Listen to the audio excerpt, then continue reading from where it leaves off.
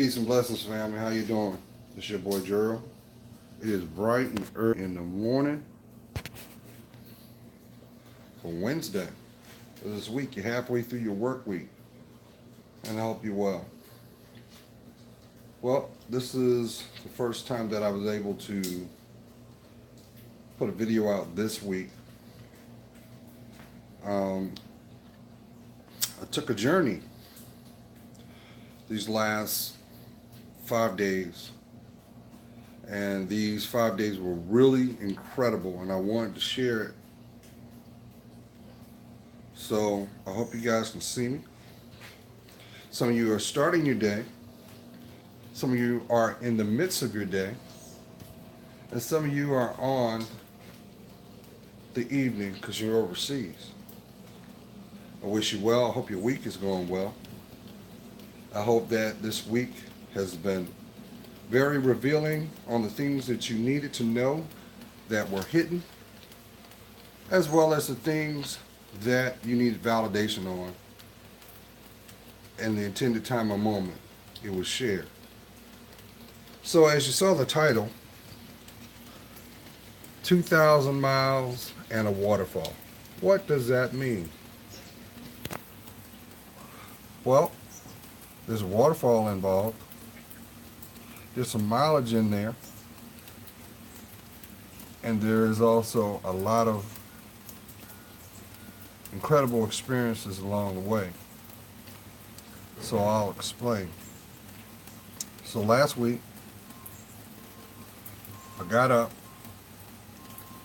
and I headed to Georgia,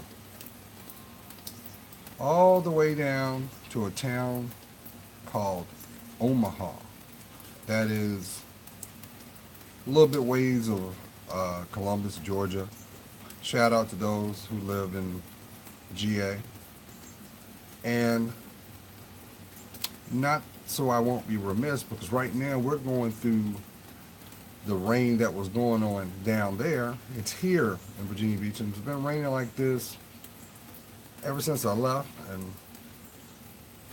even when I got back, it's here. So pretty much this weather has followed me all the way down and all the way back. But the blessing in that is everything that needed water is getting it. Saturation.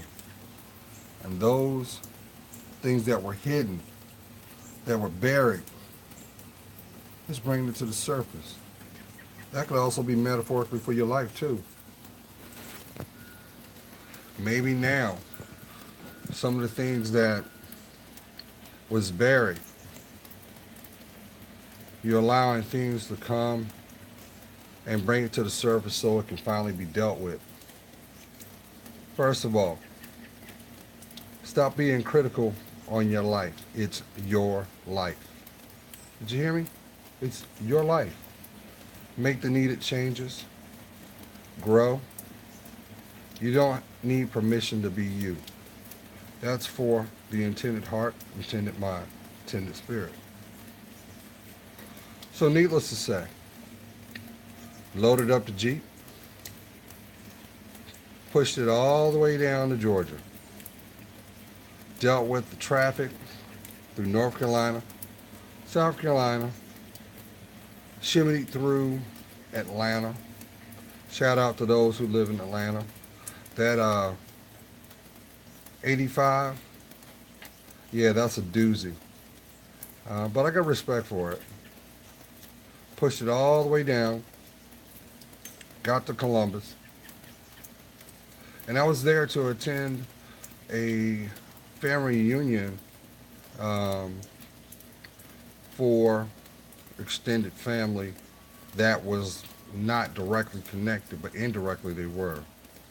And while I was there, I got to sit in and see a family reunion that the lineage went back 182 years. That's right, 182 years. The elder was 107 years old. Still, life is within this person, very aware and very clear mind, and very about their spirit and who they serve. And while I was down there, like for those who may have seen the movie, y'all remember that movie Color Perfect? Color Purple, excuse me, I said Color Perfect. And they showed the shanty shacks and the rural dirt roads. Well, I got to see a lot of that as it passed by, and we went to where this family tree began. And I got to walk in the house that still stands, but it's because of time, no one's there anymore. It hasn't been there for quite some time. And I looked at the woods and how the woods had more or less grown and taken over the land, and once it was there. And it was humbling because somebody's generation started there. Somebody's family tree, the seed was planted. And I took it in and I listened to the necessities of life, such as running water and the things that they had to, because for those of you in your 40s, you can remember when your elders told stories of saying, well, you know, when I was old, when I was your age, I used to have to walk to school. I used to do this and do that, and you didn't understand that. You just blew it off. But actually to see actual history and where these people began compared to where they are through the generations, that was very, very special to take in. It was so prolific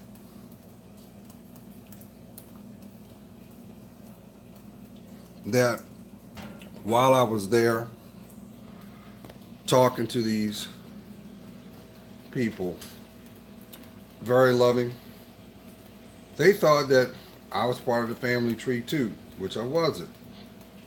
I was a guest.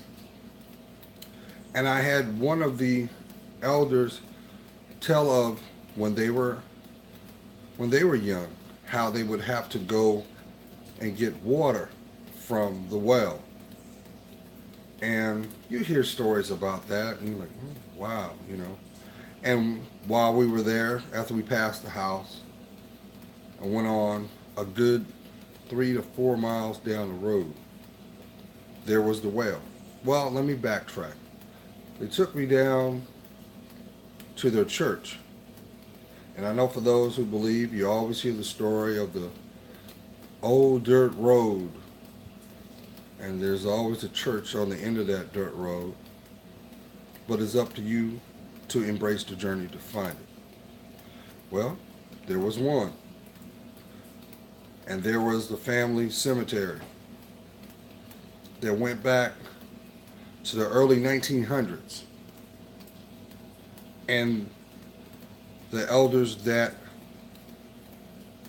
ultimately lived their life, gave their life, and their resting place was there. So as we were there for a little bit, they took us to the well.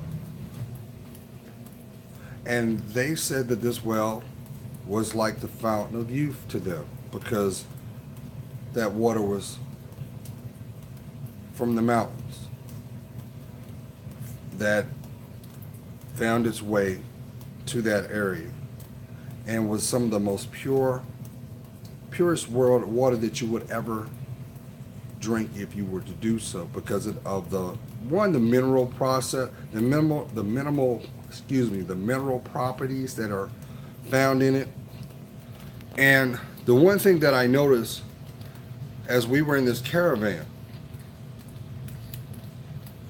every time that we proceeded, it rained. But every time we stopped, it stopped. And this went on for a little bit over an hour and a half. But just not to be remiss, to back up a little bit. The last thing that one of the elders did was to take us to that well. And it was off this dirt, off this road, and there was a turnabout where people through the years have driven their automobiles to grab this water and go back out onto the road, 2-lane road. So we drove in. He showed everybody, but we didn't have enough time to leave, to get out because there was so many people in the procession. And we left. Well, before I decided to get back on the road to head back to the hotel where I was lodged at, I felt this tugging on my spirit to go back. And I turned around, not knowing where I was going because I'd never been there. And there I am driving through the woods again, trying to find the road that I just went on, because mind you, visibility was very, very small. Rain was coming down in sheets. But it was my discernment that kept me, urging me to go forth, to don't quit, to continue on. As I'm driving, 35 minutes would pass. Almost 30 miles, it seemed. I think maybe it might have been 20 at least. Will come and go. I'm looking at my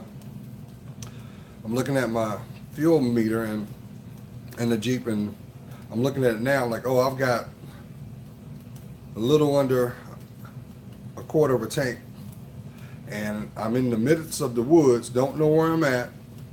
I don't want to take the risk of putting myself at risk, and I'm stuck because I done ran out of gas. So the urgency to find my way back out to the major freeway out there. Mind you, we way out to the point where your GPS ain't even working because you're so deep in the forest. But I keep going. I convinced myself to say, well, you know what? I'll go around this bend. I'll go down a little further. I'll go down a little more. And if I don't see anything remotely that I can identify that I once saw, then it was not meant. I'm going to show you what God does. As I'm getting ready to come to that conclusion, and I'm starting to look at, I need to be responsible with my fuel consumption, because just as much fuel isn't needed for me to get to that point, I'm going to need that fuel to get back out. I turn the bend, and what do I see? There's that fountain. And I pull in off the road, and family, let me tell you something.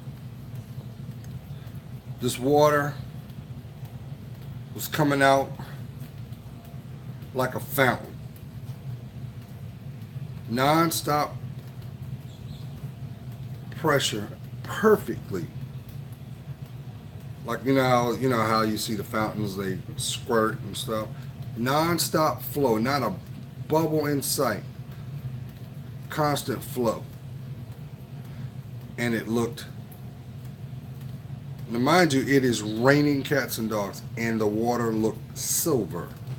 It was so clean. I immediately got out the Jeep, went over to it, touched it. The water was frigid cold. Mind you, it was humid. It was ice cold. So I touched it. I smelled it because, I want to make sure there's no contaminants in it. as best of my knowledge.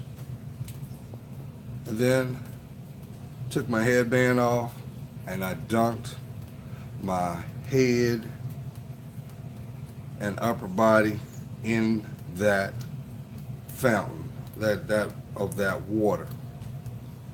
And I began to drink it as much as I could consume. Let me tell you what, family. It not only revived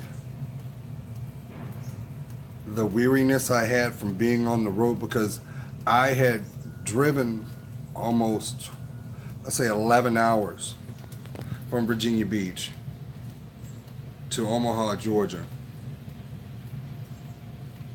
But that, for those of you who know who do road trips or have driven, you know that you're gonna have you're looking for those rest areas sometimes. Either because the fact that you might have the energy to drive, but then you gotta pee. Excuse me, my friend. You gotta use the bathroom. You gotta stretch your legs. And I automatically realized as I submerged my head, the first thing I noticed was my skin felt like it was tightening. You understand what I'm saying? It was like that was the one thing that my body needed, and it was definitely welcomed. And I brought back some of that water. I don't have it out here in the garage, but I had a little bottle and I made sure that I brought some back. And we were there for about 15, 20 minutes. And like I said, I drank some more of that water as much as I could get in my system. I had a towel. I wet it up real good and I wiped my face real good. You know, get that road dust off my face. Rinse my hair out. And then I proceeded to leave. And the one thing that I got out of that experience right then and there was, if I did not trust in my discernment, I wouldn't have had the courage to continue on. The reward was what I had been seeking. Now let's talk about that, how that applies to your life. It would be remiss to say that everybody has something that they strive to possess. May it be emotional, physical, monetarily. There's something within you that you hold dear. Some of you hold it so dear that you have an insecurity about it, because if you were to share that with someone, they would look at you, or you would feel they would look at you kind of slanted of, why do you have value in that? But if they really knew that they're connected to that is a passion, and in that passion, that's where love really is. And there is a yearning for that. And you may be in that position in your life where you know what you need to do, but you haven't figured out how to navigate the obstacles. The obstacles could be the people that are in your life. It could be the people that cause distraction to your focus. It could be your financial position. If this is you, let me tell you something. Number one, there's still a little boy and a little girl that still lives in you, just as the first time you looked in the mirror and saw your reflection. That person's still very much you. But when it comes to this physical will only is for you to get around on this earthly realm. That's it, because you're a spiritual person first. Now, I know society's going to say, hey, you know what? It's a waste of time to believe in the things that you can't see. Well, you tell that next distraction, well, I can't see my emotions. When there's drama and you come around, I feel your presence. And when you're not, I feel the effect. Who am I talking to? Who am I talking to? Just because you were a spiritual being before you became flesh.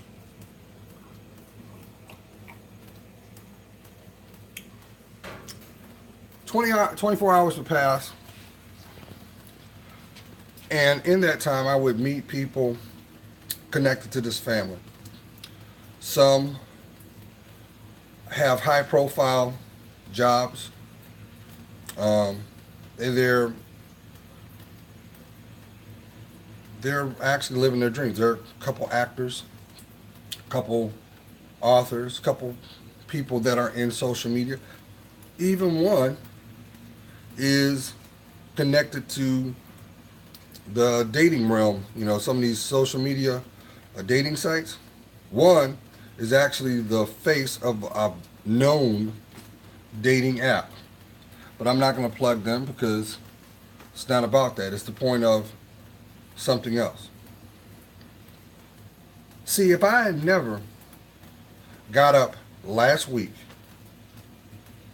and made a decision that I was going to embark on this journey,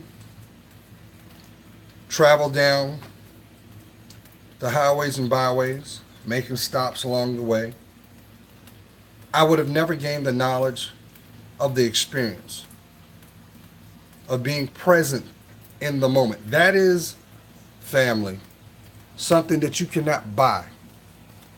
You cannot borrow. You cannot loan it. You cannot steal it. Your greatest asset is being present, is witnessing the moment. Some of y'all know that is the commonality. It is the bond that you share. Each one teach one, remember? We're not going to know everything, but it is our responsibility to gain wisdom from the experiences that are being shown. Why does my lips look like this? I'm like, I don't know that yet. Some dry skin. Nope. I'm seeing this too, family. My lips are chapping. But I would have never met these people. I would have never proverbially broke bread with these people. I would have never been able to witness a living elder that was 107 years old, still with their faculties, just like I'm talking to you. That's how life has not stopped. Spirit is very vibrant. But the one thing that she kept proclaiming, she said no matter what, she was raised she lost her parents when she was 4 years old. Now you can historically do the math on that one, what was going on back then. And this family opened their doors and began to raise this child, this little girl. And the one thing she kept echoing was, through it all, she didn't think that she deserved to be alive. And the only thing that kept her going was reading the Bible.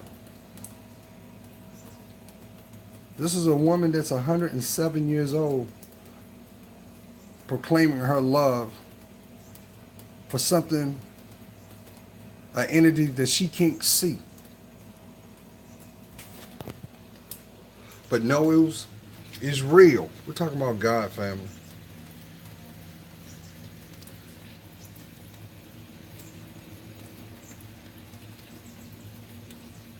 mind sharp, wise beyond wisdom. And I was grateful to be able to be in the room of this woman because they were ultimately celebrating her by way of this family reunion, being that she was the living elder. The second eldest was 89. And the one thing I noticed about this family, they were spiritual. They were very spiritual. To the point sometimes it felt overwhelming.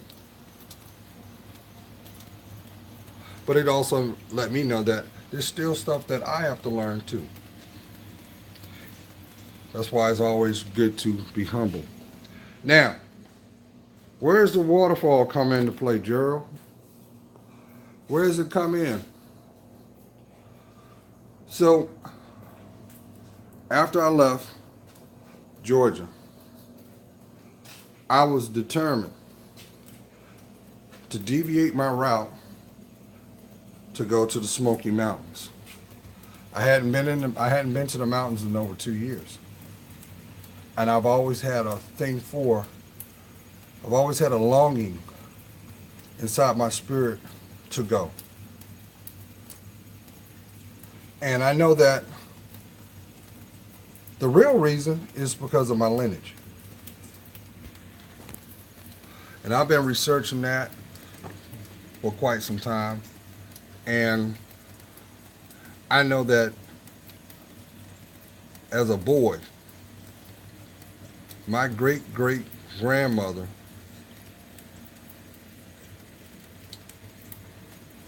was Cherokee. And I did some digging,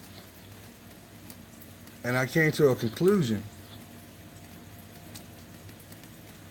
And it just kind of on the way there, and we stopped and went through the reservation, stopped at the visitor center, and as I was walking through there, my heart felt really heavy. Because one, yeah, if you've ever been to Cherokee, North Carolina, you'll know that one of the attractions there, besides the reservation, it's Boom Town. A lot of people come there because of the casino, because Harrah's has a casino there on that reservation. Now, you won't know you're on the reservation per se because you're driving through the mountains, and there are parts of the mountain where the elevation is so high and you're on a 2-lane road and you're going down a 7 degree decline at 25 miles an hour, which if you're not paying attention, you'll go off the side of the cliff and kill yourself. So for those who don't know what I'm talking about, picture being on a roller coaster ride and you're getting ready to have that drop, but you feel it coming, but you don't know when it's coming, but you really want to control it. Now imagine doing that with 4 wheels and a steering wheel in front of you. And that was for 30 miles. But the more and more I drove through that mountain, the mountains, the Smokies, I took in what I could see while paying attention to the road, because I want to arrive home just as much as I did getting there. But in hindsight, there was one thing that I had to do while I was there. This is why that title says Waterfall. In Cherokee, North Carolina, there are numerous waterfalls, but there are 2 that are known. One is Sligo, and one is called Mingo Falls. For those who are on my page, if you look at the picture in the backdrop, that is Mingo Falls in the back. But it was, you know how it is, it only lets you show but so much. But I took that picture at the base of that waterfall 2 years ago. And the one thing I wanted to do was I wanted, if I ever, the next time I got back, I was going to climb to the base of that waterfall, which was, I say, 20, I say about 25 feet, maybe 30 feet up. You have to scale through some rocks, which is very slippery. And I wanted to get to the base of that waterfall and allow that water to cascade over my body. Most people, when they go to Mingo, they get frustrated because what you don't know is there is 168 steps that you have to climb in an incline to get to the level point. And then from the level point, there's a wooden bridge that allows you to take a picture center of the stream of the waterfall. So you're going to be winded halfway there up them stairs. That's why they put a bench seat there to catch your breath back. But when you get there, the payoff is the most majestic view that you're going to ever see. If you get a chance, go in the search engine right above. Type in Mingo Falls, Mingo Falls, or Mingo Falls, Cherokee, North Carolina. I'm pretty sure there are countless videos up there. But you'll see how tall that waterfall really is. And it's got to be from the base to the top. I want to say it's at least, I say 150 to 180 feet, give or take. Well, I'm not that bold to try to scale that, but I at least got to the base of it, which most people won't even do that because it's really, you got to be very mindful of your footing because it's algae and it's very, very slippery when you try to navigate on these stones because it's rock. It's from the mountain that has fallen and finally come to its resting place. So as I'm contemplating, my heart is pounding. I knew what I had to do. I had come so far. And I came off that bridge. I went around it and I started my climb. And I navigated to the base of it. And I climbed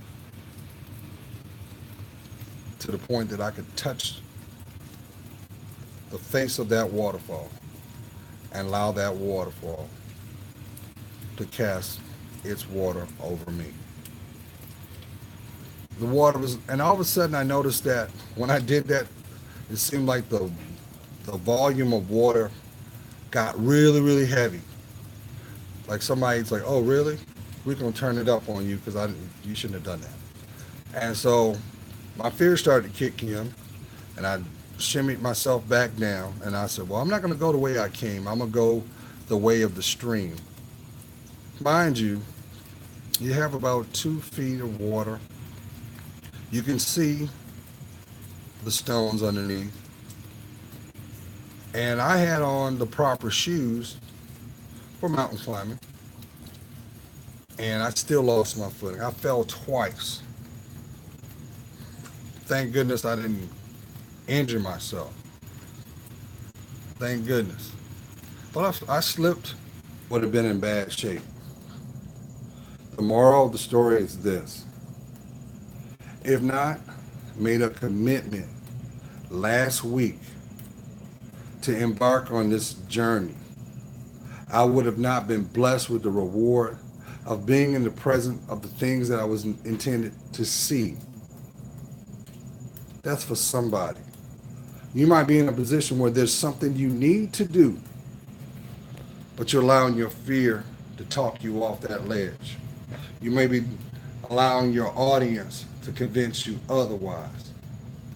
You know how our elders would say, be careful for what you ask for because you just might get it, but be mindful for the company you keep. Who has your attention? Who has your focus? And is the reward worth the investment that is going to be given? And it's called you. So I'm not going to be winded. I hope that you have a great week. You're halfway through. It's raining. But guess what? We are of the earth.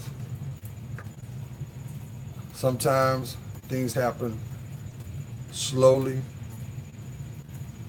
But once the process is done, just like that rain, it's getting the dirt, the distraction out of your way. So you have clear footing where you are intended to be all along. Always place them first, family. Love yourself more. Speak your truth. And of course, represent on the foundation you stand on. Who is you? What is your purpose? And are you loving yourself first? When you answer those questions, it'll be truth. But if you commit to those questions, you'll get your reward because it's blessed. Love to hear from you. Thumbs up, share. It's for you. Be blessed.